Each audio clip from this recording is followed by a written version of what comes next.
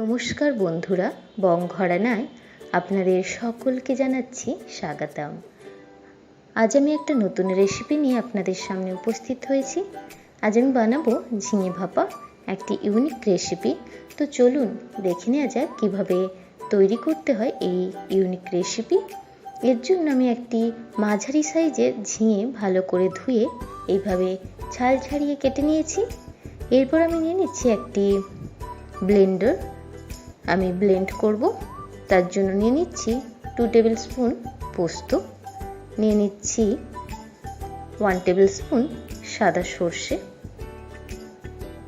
এরপর এইগুলোকে ভালো করে আমি ধুয়ে নেব। ধোয়া হয়ে গেছে, এরপর আমি ব্লেন্ডারে দিয়ে দিলাম। আমি একটি ফাইন পেস্ট করে নেব। তো ওইদিকে আমার পেস্ট হয়ে গেছে। এরপর আমি একটি এই রকম টিফিন বক্স নিয়ে নিয়েছি, তাতে দিয়ে দিচ্ছি ঝিঙে কুচো। তো আপনাদের কাছে যদি টিফিন বক্স থাকে তো ভালো, না হলে আপনারা এমনি কড়াইতেও করতে পারেন। এইভাবে একটি বাটিতে মাখিয়ে কড়াইতে দিয়ে দেবেন। তো আমি সেই মশলার পেস্ট দিয়ে দিলাম। এখানে যতটা জল অ্যাভয়েড করবেন ততই ভালো। তো যেহেতু জারের মধ্যে মশলা ছিল, ওই মশলা তো ফেলে দিতে পারি না, সামান্য জল দিয়ে পরিষ্কার করে আমি নিয়ে নিয়েছি। 3টে কাঁচা লঙ্কা দিয়েছি, হলুদ গুঁড়ো দিয়েছি সামান্য, নুন দিয়েছি স্বাদ মতো। এরপর আমি দিয়ে দেব সর্ষের তেল। তো আমি এখানে সর্ষের তেল দিচ্ছি 2 টেবিল স্পুন। সর্ষের তেল দেওয়ার পর আমি ভালো করে মশলাটা আর ঝিঙে মেখে নেব। তো খুব ভালো করে মাখতে হবে যাতে মশলার সাথে ঝিঙে ভালো করে মিশে যায়। দেখুন আমার একটি ভালো করে আমি মেখে ফেলেছি, আমার মাখা হয়ে গেছে।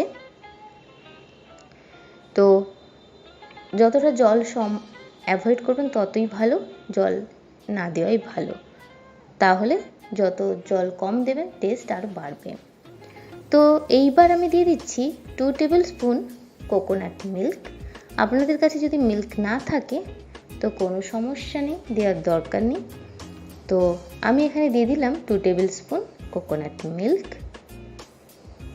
দিয়ে আমি আবার ভালো করে মেখে নেব।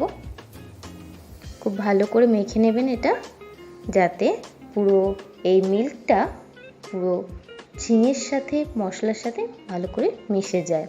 তো আমার হয়ে গেছে। এরপর আমি ঢাকনাটা লাগিয়ে দিলাম। এরপর আমি একটি প্যান বসিয়ে দিয়েছি, সসপ্যান, তাতে সামান্য জল দিয়ে টিফিন বক্সটি আস্তে করে রেখে আমি গ্যাস জ্বালিয়ে দিলাম। প্রথম থেকে শেষ পর্যন্ত আমি ফ্লেম লোতেই রাখবো। তো আমি ঢাকা দিয়ে দিলাম। আমি এইভাবে 20 মিনিট রেখে দেব। 20 মিনিট পর আমি ফিরে আসছি। তো দেখুন 20 মিনিট হয়ে গেছে। আমি টিফিন বক্সটি নামিয়ে নিয়েছি। আমার ডান হয়ে গেছে। তো আপনাদের এই রেসিপি যদি ভালো লাগে, এই ইউনিক রেসিপি, অবশ্যই লাইক করবেন, শেয়ার করবেন, সাবস্ক্রাইব করবেন। ভালো থাকবেন, সুস্থ থাকবেন। নমস্কার।